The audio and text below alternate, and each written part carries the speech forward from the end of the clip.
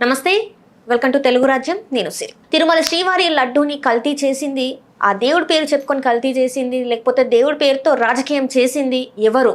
జగన్మోహన్ రెడ్డి గారా లేకపోతే చంద్రబాబు నాయుడు గారా? సో ఈ ఇష్యూ అయితే బాగా నడుస్తుంది. సో దీని మీద స్పందించడానికి ఈరోజు మనతో పాటు ఉన్నారు ప్రముఖ రాజకీయ విశ్లేషకులు కేఎస్ ప్రసాద్ గారు. నమస్కారం సార్. నమస్తే అమ్మా. సార్, మళ్ళీ వార్తల్లోకి తిరుమల శ్రీవారి లడ్డు వచ్చింది. సో ఈ అంటే దేవుడి పేరు చెప్పుకొని రాజకీయం చేసింది ఎవరు అనేది కూడా మళ్ళీ ఇప్పుడు చర్చనీయాంశం అయింది. సార్, ఎవరు అంటారు సార్ ఇందులో? అసలు ఎవరు, ఎందుకు ఇలా చేశారు? అసలు నేను నీకు మొన్న చెప్పాను కదమ్మా, వీళ్ళు అడాప్టెడ్ చూడు, కన్వర్టెడ్ క్రిస్టియన్ అనగానే అతనికి లోపల పాత రాముడు ఉంటాడు, బయట జీసస్. ఆ సతమతం అయ్యే స్టేజ్లో ఇవాళ తెలుగుదేశం పార్టీ ఉంది. బీజేపీ ప్రాపకం కోసం నేను మొన్న చెప్పిందే మళ్ళీ చెప్తున్నా. వాళ్ళు బీజేపీ ప్రాపకం కోసం ఎప్పుడైతే పవన్ కళ్యాణ్ త్రూగా సనాతన ధర్మం అనే ఒక ఓవర్ యాక్షను, చంద్రబాబు నాయుడు గారు ఎక్కడ లేని తిరుపతిని సడన్గా తీసుకొచ్చి మాట్లాడడం, ఇవన్నీ చూస్తే ఒకళ్ళ యొక్క మన్నలను పొందడానికి ఒకళ్ళు చేసే 10 మెట్లు దిగే రాజకీయం కింద దీన్ని అభివర్ణించాలి. అది ఎవరు చేశారంటే ఖచ్చితంగా తెలుగుదేశం పార్టీ చంద్రబాబు నాయుడు గారే చేస్తుందని చెప్పాలి. అంటే మొన్న జగన్ గారు ప్రెస్ మీట్ పెట్టి క్లియర్గా ఆ బోలే బాబా నెయ్యి ఎవరు ఉన్నారు ఏంటి అని క్లియర్గా చెప్పారు. ఇదే ముందు ఎందుకు చెప్పలేకపోయారు? ఎందుకు చెప్పాలి? ఇప్పుడు అలా కదమ్మా, నువ్వు అర్థం ఉండదు దేనికైనా సరే. అది జస్ట్ లైక్ చిన్నప్పుడు చూడు కదా, నీకు షర్ట్ వెనకాల ఇంక్ అంటింది చూడంటే ఎవరికైనా కనబడుతుంది. అది ఆ షర్ట్ ఇంటికి చూసుకునే దాకా అవడు. ఎవడో ఇంక ఎందుకు చెల్లేవని అడగాల. ఇంకు ఈడి చెల్లి నీకు వెనకాల ఇంక్ అంటిందంటే ఏం చెప్పాలి? ఇంక చెల్లినోడు తప్పు అవుతుంది అన్న విషయం ఎందుకు ఎస్టాబ్లిష్ అవ్వట్లేదు? ఇప్పుడు జగన్మోహన్ రెడ్డి అనే వ్యక్తి 5 సంవత్సరాలు పరిపాలించినప్పుడు ఆయన క్రైస్తవుడు అన్నది ఇలా ఎస్టాబ్లిష్ చేయాలి. ఇది ఎందుకు నువ్వు కుల మతపరమైన రాజకీయాలు ఎందుకు మొదలెట్టావు మీరు? అది బాగుంది. ఎందుకంటే అసలు విషయాల కన్నా పనికిమాలిన విషయాల మీద ఎక్కువ చర్చిస్తుంటాం. జగన్మోహన్ రెడ్డి గారు ఏ మతం అయితే కాన్స్టిట్యూషన్లో క్రైస్తవుడు ముఖ్యమంత్రి కాకూడదు, ప్రధానమంత్రి కాకూడదు, అయితే రాష్ట్రపతి కాకూడదు అని ఏమైనా ఉందా? గౌరవ అబ్దుల్ కలాం గారు అవి చూపించారు కదా. జగన్మోహన్ రెడ్డి గారు క్రైస్తవుడే అని అనుకుందాం. ఆయన ఎన్నోసార్లు చెప్పాడు, నేను ఇంట్లో బైబిల్ చదువుతాను, బయటకు వచ్చినప్పుడు మనకి కాన్స్టిట్యూషన్ కూడా అదే చెప్తుంది కదా, పరమతాలని గౌరవించమని చెప్పింది, మత స్వేచ్ఛ ఇచ్చింది. నాకు నచ్చితే వీళ్ళు క్రైస్తవుడు అవ్వచ్చు, లేకపోతే ముస్లిం అవ్వచ్చు. ఇవన్నీ ఉన్నప్పుడు వీళ్ళకి ఎందుకు వర్తించట్లే? తిరుమల డిక్లరేషన్ ఇవ్వలేదు, నేను చెప్పలేను. డిక్లరేషన్ ఇచ్చాడు, వెళ్ళాడు. పాదయాత్ర చేసినప్పుడు గవర్నమెంట్ ఎవరిది? తెలుగుదేశం కదా. బట్ డిక్లరేషన్ ఇచ్చిన లేదు, అప్పుడు చెప్పాలి కదా వాళ్ళు. అది అంతమంది జనాలు వస్తే ఈవో సెక్యూరిటీ అందరూ భయం పడిపోయి జగన్మోహన్ వదిలేసాం డిక్లరేషన్ ఇవ్వాలని చెప్పమని చూద్దాం. అట్లా కుదరదు కదా సార్. కుదరదు కాబట్టి అబద్ధాలు ఇలాగన్నమాట. అతను ఆ తప్పులు చేయడు కూడా. అది కూడా మెన్షన్ చేశాడు, మన దేవుడిని ఎందుకు ఇలా బయట పెట్టాలి, పెట్టొద్దు. అందుకే ఎవరైనా ఎందుకు చేస్తారమ్మా? ఇప్పుడు చిన్న మాట చెప్తాను, జాగ్రత్తగా వినండి ప్రజలు. మనం ఎంత వెర్రి వెంగళాలమో మీకు తెలుస్తుంది. నిజంగా అపవిత్రం జరిగిందంటే అక్కడ తిరుమలలో ఉన్న పంతులందరూ ఏడు చేశారమ్మా, కాగడేలకించి ఏదో డప్పులు కొట్టి ప్రక్షాళన అయిపోయింది అన్నారు. అవునన్నారు కాదన్నారా? అసలు సిపాయిలు తిరుగుబాటు ఎందుకు వచ్చింది ఎవరైనా చదువుకున్నారా? నీకు తెలుసా? సిపాయిలు తిరుగుబాటు అంటే తెలీదా? ఝాన్సీ లక్ష్మీబాయి యుద్ధాలు, ఇవన్నీ స్వాతంత్ర సమరం కోసం జరిగిన యుద్ధాల్లో సిపాయిలు తిరుగుబాటు అన్నది పంది కొవ్వుతో తోట లాగి అది లోడ్ చేయాలి. మన వాళ్ళు హిందూ సాంప్రదాయాలు సనాతన ధర్మం నిజంగా నమ్మేవాళ్ళు అలాంటి పంది మాంసం మేము ముట్టుకోమని చెప్పి విప్లవం స్టార్ట్ అయ్యింది. అంటే అలా సిపాయిలు తిరుగుబాటులో ఉన్న సైనికులు, లేదంటే సిపాయిలు తిరుగుబాటు చేసిన భరతఖండంలో వాళ్ళందరి వంశాల్లో ఉన్న వాళ్ళు ఎవరు లేవు. మనం ఉంటాం, ఖచ్చితంగా ఉంటాం. ఎందుకు లేదు? మా ఫ్యామిలీలో ఫ్రీడమ్ ఫైటర్స్ ఎవరో నాకు తెలుసు, సమయం వచ్చినప్పుడు కూడా చెప్తాను నేను. సో అలాంటి ఫ్రీడమ్ ఫైటర్స్ సంవత్సరంలో ఉన్న వాళ్ళం ఎవరికైనా సరే ఆ బాధ ఎలా ఉంటుంది? అలాంటిది తిరుమలలో పవిత్రంగా తయారు చేసే లడ్డు ఒక బ్రాహ్మణ సామాజిక వర్గం దాన్ని కొవ్వంతా పిసికి లడ్డూలు చేస్తారా? ఎంతమంది వ్యాపారాలు ఉంటారు, ఊరికే తెగ మెటమెటమెట్లు ఆడిపోతారు బయటకు వచ్చి చిన్న విషయానికి. ఎందుకు ఈ విషయంలో ఎందుకు చెప్పరు? అప్పుడు చాలా మంది ప్రొటెస్ట్ చేశారు కదా సార్. ఎక్కడ చేశారు? ఎవరు చేశారా? లడ్డు మీద ప్రొటెక్ట్ చేశారా? అలాంటి ఉదంతో ఒకటి చెప్పు తిరుమలలో. నువ్వు ఆ ఛానల్ చూడకమ్మా, అందుకే చెప్తున్నాను. ఇలాగే పడైపోతావు, తలా తోకలేని ప్రశ్నలు అడుగుతావు. ఎవడైనా తిరుమల లడ్డూలు ఎందుకు? ఇక్కడ తిరుమల దేవస్థానానికి సంబంధించిన ప్రతిరోజు ఫ్లైట్లో లడ్డూలు వస్తాయి. ఇక్కడ ఇదే తిరుమల కోతులు పట్టుకుని మొత్తం విప్లవం చేశారు కదా. అదే చంద్రబాబు గారు జైల్లో పెడతారని ఇక్కడ ఆ లక్ష మందిలో ఒకటి కూడా లడ్డు తినలేదా? వాళ్ళు ఏమన్నా సార్ తిరుమలలో కొవ్వు కలిసిపోయిందని చెప్పి గర్వాలు ఏమైనా చేశారా? చెప్పి ఇక్కడ హైదరాబాద్ మాడదాం, అక్కడ దాకా ఎందుకు? లేదని నువ్వే చెప్తావు. అక్కడ వీళ్ళు కర్రక జెండా పాంకోళ్ళు బ్యాచ్ లేట్ చేశారు చెప్పనా? దేనికి చేశారు? మొంతా చోట్ల పేరు ఎడితే వాళ్ళకి నచ్చలేదు. కానీ ఇప్పుడు లుల్లు మాల ఇష్టమే మాట్లాడరు. ఎందుకంటే నీకు సరంగా సెట్ ఆఫ్ కర్రక జెండా బ్యాచ్ ఉంటుంది, వాంకోళ్ళు వేసుకుని. కరెక్ట్గా చంద్రబాబు నాయుడు గారికి సంబంధించిన అవసరాలు అనగానే బయటకు వస్తారు. ఓకే, జగన్మోహన్ రెడ్డి అనగానే బయటకు వస్తారు, చంద్రబాబు నాయుడు గారు అనగానే లోపల ఉంటారు. నేను ఇందాక అన్నది ఏంటంటే చంద్రబాబు నాయుడు గారు అనగానే బయటకు వస్తారంటే చంద్రబాబు నాయుడు గారికి రిథమ్ ఇవ్వడానికి this is the rhythm of the life అని పాట పాడుకొని వస్తారు. కొండ మీద ఉన్న లడ్డూలు తయారు చేసిన వాళ్ళు ఎవడైనా ఈరోజు పల్లెత్తి మాట మాట్లాడాడే? ఒక్కరు కూడా బయటకు వచ్చి మాట్లాడలేదు సార్. యా, స్క్రిప్టెడ్ ప్రోగ్రామ్ అన్నమాట అది. బయటకి ఇప్పుడు చూడు, సినిమాలో సడన్గా ఒక కామెడీ సీన్ వస్తుంది, లేకపోతే ఒక వ్యాంప్ పాట వస్తుంది. ఎందుకు వస్తుంది? తలతోక ఉంటుంది సినిమాకి, దానికి సంబంధం ఉండదు. కొన్ని సినిమాలకి అసలు ఎందుకు వస్తుందో తెలియదు. అలాగే ఉంటుంది ఇది. అంచేత దేవుడు అనే ఒక వ్యక్తిని మన వీక్నెస్ దాన్ని ఎన్కాష్ చేసుకుంటున్న వాళ్ళు ఎవరు? రాజకీయ నాయకులు. వీళ్ళు ఎవరి కోసం అంటే ఎలక్షన్స్ ముందు జగన్మోహన్ రెడ్డి మీద చేసిన అపవాదు, ఒక బ్రాహ్మణ, క్షత్రియ, వైశ్య, అగ్రకులాలు అంటారు చూడు, ఇలాంటి వాళ్ళందరినీ వాళ్ళ పర్సంటేజ్ ఆఫ్ ఓటు చాలా తక్కువ అనుకుంటున్నాం మనం, కానీ వాళ్ళు ఇన్ఫ్లుయెన్స్ చేసి ఓటు బ్యాంక్ చాలా ఎక్కువ. అంటే వాళ్ళ పాపులేషన్ తక్కువ ఉన్నా కూడా వాళ్ళ ఇన్ఫ్లుయెన్స్ ఎక్కువ ఉంటుంది అంటారు. ఊర్లో పెద్దరాజు గారు, పంతులు గారు, వైశ్యాల దగ్గర అంతే డబ్బులు ఉంటాయి, వాళ్ళ దగ్గర అప్పులు తీసుకునే వాళ్ళు ఉంటారు. ఇక్కడ సో అలా ఇన్ఫ్లుయెన్స్ చేసే మెకానిజానికి ప్రొవొకేషన్స్ ఉంటున్నాయి. చూసారా, కొవ్వు కల్పించాడు జగన్మోహన్ రెడ్డి, చూసారా ఆ మలినం చేసేసాడు, దాన్ని అపవిత్రం చేసాడు. కానీ ఇంట్లో అందరూ ఏంటి, జేవీ సమావేశంలో చేతిలో కర్పూరం వెలిగించే బ్యాచే కదా అందరూ. రైట్ సార్, ఇక్కడ నాకు ఒక ప్రశ్న ఏంటంటే 2000 ఆ ఛానల్ ప్రశ్న కాదు, నీ ప్రశ్న. నా ప్రశ్న వేస్తున్నాను సార్. ఎందుకంటే ఏదైతే నెయ్యి ఏదైతే అన్నారో అది సంస్థ ఏదైతే ఉందో 2018 నుంచి ఆ టైంలో, అంటే చంద్రబాబు నాయుడు గారి హయాంలోనే ఉంది. దాన్ని ఇప్పుడు ఎవరు ఎందుకు మాట్లాడట్లేదు?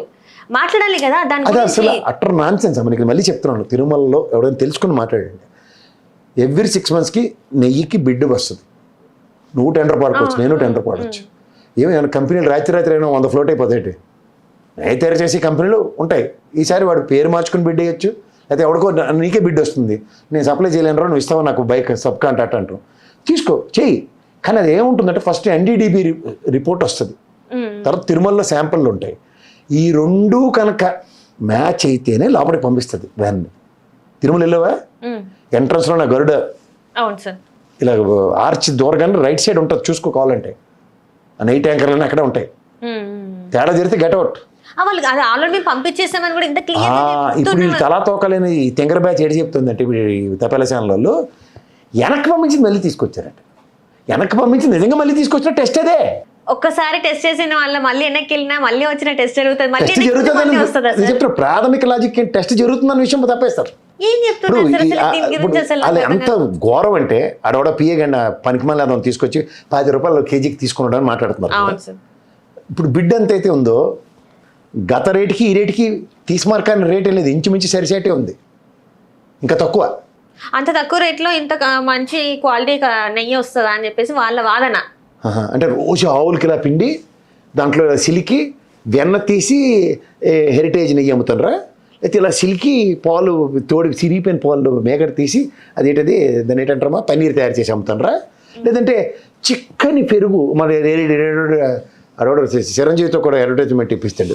ఎంత దొడ్డు దెబ్బరొట్ట అది మేగడ కూడా తెలియకుంటుంది, అలా కట్టిస్తాడు మేగడ. మా ఇంటి పైన ఒక ఆవిడ ఉంటుంది, మంచి ఆవిడ, ఆవు పాలు చేస్తుంది ఊరి నుంచి. ఆవిడకి చిన్న 5-6 పాడి ఆవులు ఉన్నాయి. ఆవులు పాలు పిండి చుట్టుపక్కల వాళ్ళందరికీ ఇస్తుంది, మాకు తీసుకోండి. ఎంత ఆవిడ కెపాసిటీ. అలా ఒకప్పుడు సంఘాలు ఉండేవి, అలా సంఘాలన్నీ తీసుకొచ్చినవి డైరీలు ఇవి. సంఘాలన్నీ లేపించినోడు అంటే ఆ చరిత్ర చంద్రబాబు నాయుడు గారికి ఉంది. ఇంత క్లారిటీ ఉన్నా కూడా ఇంకా వీళ్ళు మసిమూసి మారేడుకాయ చేద్దామని చెప్పేసి ఇంకా దాని మీదనే లాగుతూనే ఉన్నారు. ఎందుకు సార్ అంటే ఇందాక నేను ఇవన్నీ నీకు మళ్ళీ చెప్తున్నాను. ఇంట్లో టైం ఉన్నప్పుడు అలా ఎస్వి కృష్ణారెడ్డి గారి సినిమాలు చూస్తూ ఉండు, నువ్వు చూస్తే నీకు అన్నీ అర్థం అవుతాయి. లేట్ చేస్తున్నారు సడన్గా అక్కడ ఆ హీరో ఎవరన్నా పెళ్లి చేసుకున్నట్టే ఉత్తుత్తి బ్యాంక్ అప్పటికప్పుడు వచ్చేస్తాయి చూడు. అలాగా ఈ వార్తలన్నీ ఫ్యాబ్రికేటెడ్ వార్తలతో ప్రజల్లోకి. అయితే ఆడు మనిషిని పోల్చుకోకుండా ఆడు మాట్లాడే ఇంగ్లీషుడు అది తెలుగు పదాలని ఇంగ్లీష్లో చెప్తుంటారు. రాజేంద్ర ప్రసాద్ ఓవర్ యాక్షన్ రాజేంద్ర ప్రసాద్ తోటి ఉంటుంది చూడు, అంతేగా తప్ప ఇంకోటి ఉంటుంది రేలేదు. అలాగే ఉంటుంది. సో అంటే వీళ్ళ హయాంలో తప్పు జరిగిందని ఒప్పుకోకుండా ఇంకా జగన్మోహన్ రెడ్డి గారి హయాం అసలు ఏ హయాంలోనూ తప్పు జరగదమ్మా. నీకు మళ్ళీ చెప్తున్నాను, జరగదు. నేను మళ్ళీ చెప్తున్నాను, దేవదేవుడు సన్నిధిలో ఎవడో అంత తేడా పని చేసే దమ్ము ధైర్యం వాడికి లేదు. అదే తిరుమల గొప్పతనం, దాని ఔన్నత్యం. సో మీరు ఇది ఫస్ట్ టైం వింటున్నా, తప్పు జరిగి ఉంటే ఆ హయాంలో జరిగి ఉంటుందని అంటారు, కానీ మీరు మాత్రం అసలు తప్పే జరగలేదు ఇదంతా. జరగదమ్మా, అది ఇంపాసిబుల్. నేను ఒక హిందువుని, నేను హిందూగానే చెప్తున్నా. ఏందమ్మా దేవుడా తమాషా? ఆ దేవుడు అనే వ్యక్తే ఒక అద్భుతం. ఆ అద్భుతానికే ఇప్పుడు మనకు కష్టం వస్తేనే దేవుడా అంటాం. దేవుడికి మనం కష్టపెడుతుంటే దేవుడు తమాషా చూస్తాడు అనుకుంటున్నావా? చెప్పు తీసుకుని కొడతాడు. మామూలు కొండ దిగిలోపుగా పేలిపోతాడు వాడికి. ఎన్ని ఉదాహరణలు ఉన్నాయి మా తిరుమల యొక్క వైభవం మీద. యక్షవారం శుక్రవారం ఉంటాయి నిజరూప దర్శనాలు. ఎవరన్నా అబద్ధం చెప్పమని దమ్ముంటే పైన అబద్ధం చెప్పి కిందకు వచ్చినాడు ఎవడని చూపించి నాకు. అక్కడ అలా కూడా మాట్లాడరు, అబద్ధాలు చెప్పరు అక్కడ తిరుమలలో ఉన్నోళ్ళు. ఆ 2 వారాల రోజు అసలు అబద్ధం చెప్పే ప్రసక్తి ఉండదు. వీళ్ళు ఏదో చెప్తున్నాను చూడు, ఏదో కలియుగం అన్ని విపరీతం అన్ని మాటలు ఇంట్లో ముసలోళ్ళు చెప్తుంటారు చూడు, అవి నిజం చేద్దామని ప్రయత్నిస్తున్నారు. నేను ఇంత దండకేటుగా ఎందుకు చెప్తున్నానంటే నేను ఆ దేవుడిని మనసా వాచ కర్మ నమ్ముతాను కాబట్టి. చంద్రబాబు నాయుడు కూడా కులదైవం అని చెప్తాను, అంటే ఐ మీన్ తన లేదమ్మా, అది నాగులపల్లి ఏదో నాగుల దేవత ఏదో ఉంటుంది, సంక్రాంతికి వెళ్తారు అక్కడే ఉంటుంది వాళ్ళ దేవత. చాలా సార్లు నా ఇష్ట దైవం వెంకన్న స్వామి అని చెప్పి దైవం వేరు కులదైవం వేరు. సో చెప్పాను కదా, ప్రాణాలు కాపాడింది కూడా వెంకటేశ్వర స్వామి అని చెప్పేసి చాలాసార్లు చెప్పడం జరిగింది. సో మరి ఆయన ఇలాంటివి మాటలు మాట్లాడచ్చు అంటారా? మరి ఇప్పుడు 1000 కాల మండపం తర్వాత జరిగిన పరిణామం కింద ఎందుకు చూడరు? ఆలోచించండి. అలిపిరి ఘటన స్వామికి నచ్చని ఏ పని అయినా సరే అలిపిరి ఘటన నేను ఈ కోణంలో ఎందుకు చూడకూడదు? మనం అసలు ఆ కోణం ఎప్పుడు తీసుకురాలేదు కదా సార్ తెరపైకి. ప్రయత్నిద్దాం మనం ఎవరికైనా. ఇప్పుడు గౌరవ ముఖ్యమంత్రి గారు చంద్రబాబు గారు ఆ రోజు అలిపిరి ఘటనలో నక్సలైట్లలో అలాంటి దుర్మార్గ బుద్ధి భగవంతుడి నిర్ణయం కదా. మనిషి ప్రాణం రాకపోక దైవ నిర్ణయం అంటాం, అవునా కదా? ఆయన చేసిన మంచి పనా చెడ్డ పనా అన్నది భగవంతుడికి నచ్చిందా లేదా అన్న దగ్గర తిరుమల కొండలు దిగుతున్న లోపల శిక్ష పడింది అని కిందకి అలిపిరి దగ్గర. అది గమనించుకోవడం. అప్పుడు ఎవరికి దేవుడి మీద నమ్మకం ఉన్నట్ట లేనట్ట? దేవుడికి నచ్చిన పని ఎవరు చేసినట్టు అని అంటారు కదంట. ఇదే జగన్మోహన్ రెడ్డికి అదే చంద్రబాబు గారికి ఓటమి ప్రజాస్వామ్యంలో వచ్చింది, కానీ దేవదేవుడు సన్నిధిలో అలాంటి శిక్ష చంద్రబాబు గారికి జరిగింది, ఆయనకైనా జరిగిందా? అంటే దేవుడికి అపచారం ఎవరు చేసినట్టు? సో మొత్తానికి అయితే దేవుడు చూస్తున్నాడు, దేవుడు అన్ని బయట పెట్టేస్తున్నాడు. చూడకుండా మనం ఈ సృష్టిలో లేమమ్మా. నేను దేవుడిని నమ్ముతాను మనసు వాచ కర్మ. నువ్వు కూడా నాకు తెలిసి నమ్ముతావు. నువ్వు వారానికి ప్రతిసారి గుడికి వెళ్తావు, నాకు తెలిసే సంగతి. సో ఖచ్చితంగా ఎందుకు వెళ్తున్నావు మనం? అమ్మో అసలు ఆలోచనే తప్పమ్మా. సో చూడాలి సార్, రాజకీయ నాయకుడికి మకిలి అంటించడం సులువు, దేవుడికి మకిలి అంటిస్తామంటే దేవుడికి మేము దేవుడి పార్టీ మనం చాలా మంది చెప్పుకుంటున్నారు కదా సార్. దేవుడి కోసం పెట్టిన పార్టీ మాదని చెప్పి చాలా మంది చెప్పుకుంటున్నారు సార్. అసలు దేవుడికి పార్టీలు ఎందుకు సార్? నాకు అర్థం కాదు. అదే చెప్తాను, దేవుడి కోసం ఇల్లు పెట్టుకుంటే దేవుడు పెట్టారని చెప్పడం అర్థం కాదు కదా. దేవుడి కోసం మేము పని చేస్తున్నాం. కేపాల్ కూడా మాట చెప్పట్లేదమ్మా, ఇది క్రైస్తవ పార్టీ అని. ఆయన కొన్ని తెలివి కూడా వీళ్ళకి లేదంటే ఆలోచించుకోమన్నా సరే. మత ప్రబోధకుడైన, ప్రపంచ శాంతి దూత అంటారు ఆయన, ఆయనకైనా ప్రవర్తించుకుంటాడు. అది విపరీతం ఏదైనా అని, కానీ ఆయన పెట్టిన ప్రజాశాంతి పార్టీ ఇది క్రైస్తవులకు సంబంధించిన పార్టీ ఏ రోజు ఆయన చెప్పుకోలేదు. ఆయన చెప్పేది కూడా ఇదే, నేను హిందువుని చచ్చిపోతాను కూడా, అది కూడా చెప్తున్నాడు కదా సార్ క్లియర్గా. అదే చెప్తున్నా, ఒక పవిత్రమైన సిద్ధాంతం అన్నది రాజకీయం, పవిత్రమైన సిద్ధాంతం దైవ కార్యక్రమం, పవిత్రమైన సిద్ధాంతం అంటే దేవుడిని నమ్మడం. ఇవేవీ లేకుండా గుడ్డొచ్చేలోపన్నట్టు అన్నిటికీ యోదానికి ఒకటి ఇంటర్లింక్ చేసి దీంట్లోంచి ఒక అవుట్కమ్ డెరైవ్ అవుతాం అనుకుని ప్రవర్తించే తీరుని తప్పుని ప్రజలు గ్రహించగలుగుతారు. నిజంగా భగవంతుడికి శిక్షార్హులం అంటాం మనం. ఆ శిక్ష వరకు పడిందో చూసుకోమను. అలిపిరి ఘటన జగన్మోహన్ రెడ్డి గారికి రిపీట్ అయిందా ఎక్కడైనా? ఇది గమనించుకోమను. సార్ ఇందాక మీరు చెప్పింది ఏంటంటే జగన్మోహన్ రెడ్డి గారికి అట్లాంటిది ఏం జరగలేదు, ఇట్లాంటి విపత్తులు ఏం జరగలేదు అన్నారు. చంద్రబాబు నాయుడు గారికి జరిగింది అన్నారు. మరి ఇదే విషయంగా చూసుకుంటే రాజశేఖర రెడ్డి గారికి మరి అంత పెద్ద ప్రమాదం జరిగింది సార్, ప్రాణాలు కూడా కోల్పోయారు. మరి దీన్ని ఎట్లా చూడాలంటారు సార్? అంటే 7 కొండలలో 4 కొండల్లో మేము అంటే చర్చి కడతాము లేకపోతే జీసస్కి అని చెప్పేసి ఒక వార్త బాగా వినిపించింది సార్ అప్పుడు. సో దానికోసం ఆయన అట్లా అయిపోయారని చెప్పేసి కూడా చాలా మంది మాట్లాడారు. ఇంకొకటి చిన్న పిల్లలతో కూడా మాట్లాడిపించారు, రాజశేఖర్ రెడ్డి ఎట్లా చనిపోయాడు ఏంటి అని చెప్పేసి చిన్న పిల్లలతో కూడా మాట్లాడిపించారు. మరి ఇదేంటి సార్? దీన్నే బోడిగుండుకి మోకాలకి ముడిపెట్టడం అంటే. అందుకే నేను తెప్పలసాలను చూడొద్దని చెప్పి ఎందుకు చెప్తున్నానంటే, రాజశేఖర రెడ్డి గారి ఆయనలోనే ఒక జీవో ఇష్యూ చేయబడింది, ఆ 7 కొండలు దేవదేవుడివే అని. కానీ వీళ్ళు మకిలించే కార్యక్రమం ఉంటుంది కదా. ఆయన ఏమైనా తిరుమల ప్రయాణంలో మరణించాడా? ఆయన ఇటుపక్క శ్రీశైలం దాటిన తర్వాత అడవుల్లో రచ్చబండ కార్యక్రమానికి వెళ్ళే టైంలో అట్లా అయిపోయింది. యాదృచ్ఛికమైన మరణం అయింది, అది ఊహకందంది, ఒక యాక్సిడెంట్. కానీ ఇక్కడ దేవుడు ఒక డిసెంట్ తెలియజేసిన చంద్రబాబు గారికి అలిపిరి ఘటన. అని నేను అనుకుంటున్నా ఒక హిందువుగా. ఎందుకంటే వెయ్యికాల మండపం తర్వాత మా చిన్నజీరు అయితే రియల్ ఎస్టేట్ కింగ్, నేను వెయ్యికాల మండపం ఎరగొట్టిన నిరసన తెలియజేస్తూ ఇప్పుడు చెత్తకొండితో పోల్చి ఆయన తిరుమల వెళ్ళట్లే. కంపేర్ చేసి మాట్లాడదాం. హిందువుల గురించి కర్ర జెండా బ్యాచ్ మాట్లాడే వాళ్ళు ఎవరికైనా సరే నేను సిద్ధంగా ఉన్నాను సమాధానం చెప్పడానికి. మీరు ఎప్పుడైనా కూర్చుంటారా సార్? ఇట్లాంటి వచ్చినప్పుడు కూర్చోబెడితే మీరు ఖచ్చితంగా వాళ్ళతో డిబేట్ కూర్చుంటారా? ఎందుకు కూర్చోను? ఖచ్చితంగా కూర్చుంటా. నేను అంటుంది ఒకటే, నమ్మిన సిద్ధాంతానికి కట్టుబడడం అన్నది చాలా ఇంపార్టెంట్. ఇవాళ మీరు హిందూ ధర్మానికి కట్టుబడినప్పుడు హిందూకు జరిగిన ఏ అపవాదనైనా సరే దాంట్లో నిజాలు తెలుసుకోకుండా మాట్లాడుతున్న వాళ్ళకు కూడా మన హెచ్చరికలు జారీ చేయడం అన్నది మన బాధ్యత. ఎందుకంటే నా సెంటిమెంట్ని గాయపరిచే ఒక్కవాడు ఇస్తున్నాడు. ప్రధానికి 7 కొండలు స్వామివారికే చెందుతాయని గవర్నమెంట్ పరంగా రాజశేఖర్ గారు గవర్నమెంట్లో ఇచ్చిన జీవోకి వ్యాలిడిటీ ఉంటుందా? ఈ పనికిమాల ఛానల్లో కూర్చొని అడ్డమైన చెత్త చెదారం పేలుతున్న అసందర్భ పేలాపాలకు విలువ ఉంటుందంటే నేను రాజశేఖర్ గారు ఇచ్చి చేసిన జీవోకి వాల్యూ ఉంటుంది. అలాంటప్పుడు ఏం మాడుతున్నారు? This is nothing but provocation. ఆ ప్రొవొకేషన్ అండ్ ట్రాన్స్లో మనం ఎందుకు ఉండాలి? ఎప్పుడు చూసినా అదే మాట మాట్లాడుతుంటారు. అదే చెప్తున్నాను. దీనే గోబెల్స్ అంటారు. గోబెల్స్ ప్రచారం అంటే ఎట్లర్ దగ్గర ఉండేవాడు ఒకడు.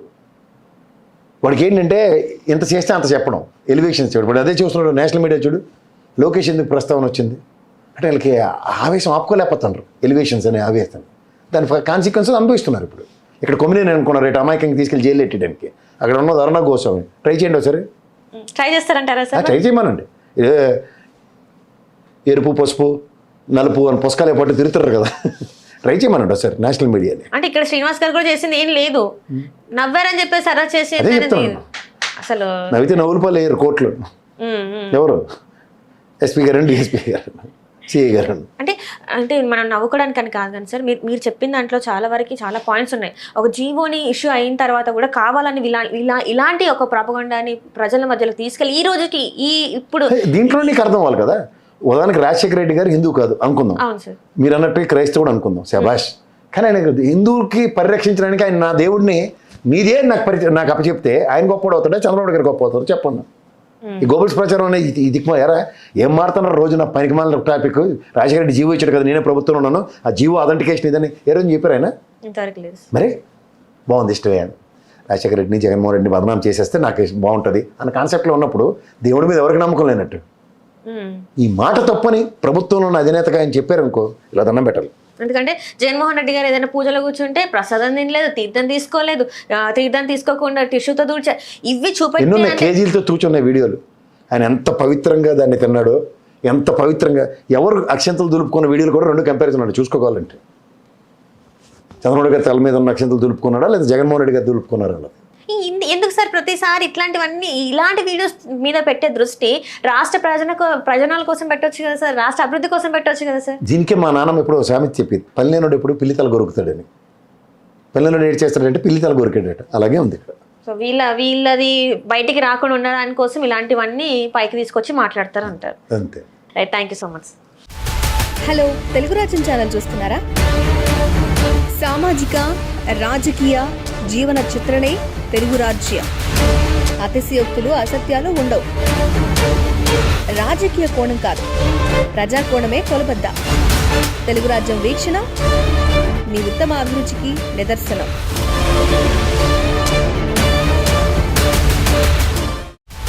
హలో, తెలుగు రాజ్యం ఛానల్ చూస్తున్నారా? సామాజిక రాజకీయ జీవన చిత్రణే తెలుగు రాజ్యం. అతిశయోక్తులు అసత్యాలు ఉండవు. రాజకీయ కోణం కాదు, ప్రజా కోణమే కొలబద్ద. తెలుగు రాజ్యం వీక్షణ మీ ఉత్తమ అభిరుచికి నిదర్శనం.